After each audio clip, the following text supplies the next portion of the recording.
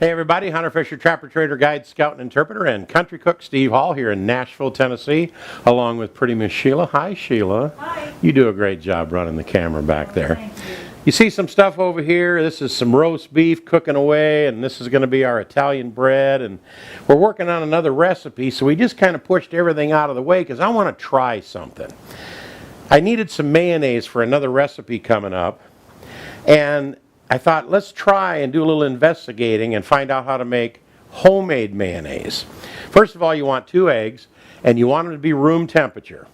Now, for all the people that are scared of eating raw eggs, which is going to go in the mayonnaise, there's a couple options you can do. First of all, you can boil them for 3 minutes in boiling water, then put them in an ice bath, and that'll kill everything on the outside and on the inside of the shell. And of course, it doesn't get to the yolk, which is what you want to use anyway. So it doesn't cook the yolk, it just kills everything in and out. You can also put them in a container of water. If you fill up a glass of water and drop it to the bottom, if it lays horizontal like this, it's a fresh egg. If it starts to stand up a little bit, it's not quite as fresh, but it's probably okay for regular use. And if it floats to the top, throw it away. So those are a couple of tips. We're going to use the yolks only, and I'm not going to blanch them or do any of that stuff. But come on over here and I'm going to show you how I separate them. There's 2 ways to make mayonnaise. One, you can just use a bowl and a whisk, and you got to slowly, I mean drop by drop, takes 3 to 5 minutes of whisking to drizzle the oil in. Because if the egg and the oil get together too quick, it coagulates and it destroys it. It doesn't work right. Or you can use one of these little handy hand blenders here. But the search for the perfect glass is real key. In other words, you want something that this base will sit right on the bottom and it doesn't have any room on either side. It's just right at the bottom. And I looked everywhere.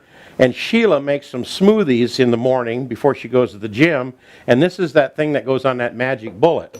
And if you've got one of these blenders, by golly, that just drops right in there perfect. So we looked and looked and looked, and we just happened to try that at Bed Bath & Beyond. I thought, turn that thing over, and I'll bet you that fits in there. So with all of that said, we're going to use that blender in a container where it absolutely has to fit down at the bottom.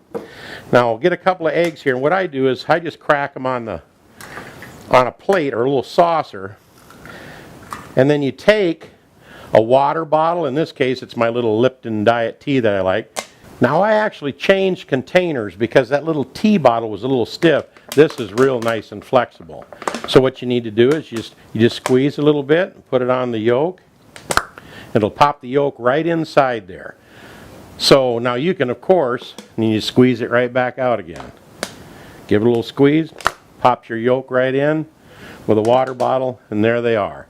Now you can, of course, crack the egg and dump it back and forth and do all that stuff, but it's really easy with a little teeny plastic water bottle.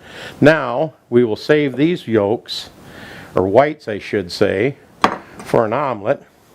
Now in here we need to put in about a tablespoon of apple cider vinegar and about a tablespoon or about a half a lemon squeezed lemon juice,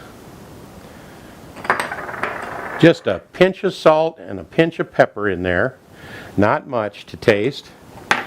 And I'm going to borrow this knife from over by this roast beef to get my Dijon mustard in there, or Dijon mustard. Need about a tablespoon of that down in there. Now the key to the big end of this thing is the oil has to be a non-flavored oil. So we use pure sunflower oil.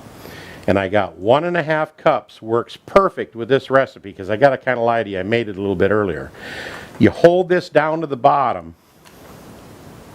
Now I stopped for a second to plug in my blender because it wasn't plugged in down here, so I'm not sure where I left off, but I will tell you this.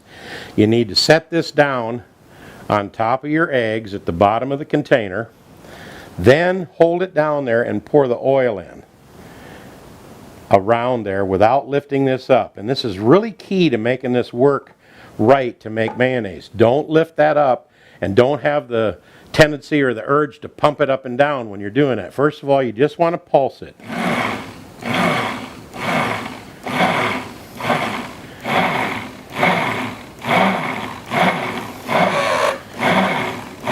And you'll notice that it's only letting, because I'm holding it down tight, it's only letting a little oil under that at a time. So it's mixing it real slow. But we're getting more and more mayonnaise all the time.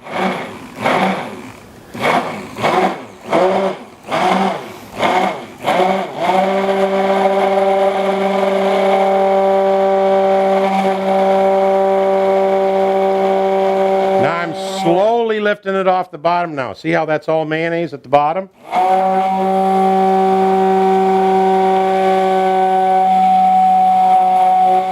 And I only pull it up to as high as the mayonnaise that it's melted and shove it back down again. Real slow. So we're really taking our time to incorporate that oil.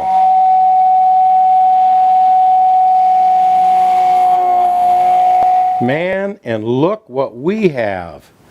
Mayonnaise, homemade. I just think that is too slick. Look at here, if you want to have a sandwich with some mayonnaise on it, honey, go get the sliced turkey and the tomatoes. We just made homemade mayonnaise right here in the kitchen. That is just too cool. Now here's another tip. You can also add garlic or basil or cilantro, and I even seen a recipe where they take some of this and they put in a little wasabi and make a mayonnaise wasabi dip for chips and stuff. Just excellent stuff. But there you have it.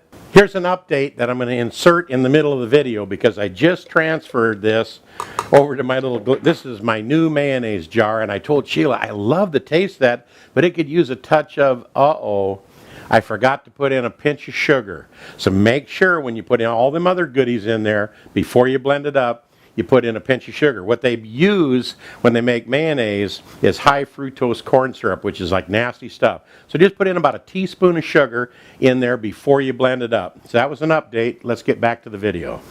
Homemade mayonnaise. I think that's slick. Sheila, I don't think we're ever going to buy it again because this stuff tastes absolutely smooth and delicious. I can't believe that. Sometimes I amaze myself. Anyway, is this the best homemade mayonnaise recipe on the planet? If it ain't, it ought to be. This is Steve Hall and Pretty Miss Sheila in Nashville, Tennessee, saying I hope you subscribe to our channel. It'll show up over here, either the top or the bottom, whatever's in the way of something. I move it back and forth from time to time. It'll be a little circle with shotgun red there at the end. If you hold your mouse over the top of it, it'll pop up where you can subscribe to our channel. And over here, we'll add another recipe of something that we hope you're interested in. You can click on that and watch that as well. And until next time, making homemade mayonnaise here in Nashville, Tennessee, it's Steve and Sheila. Bye-bye for now.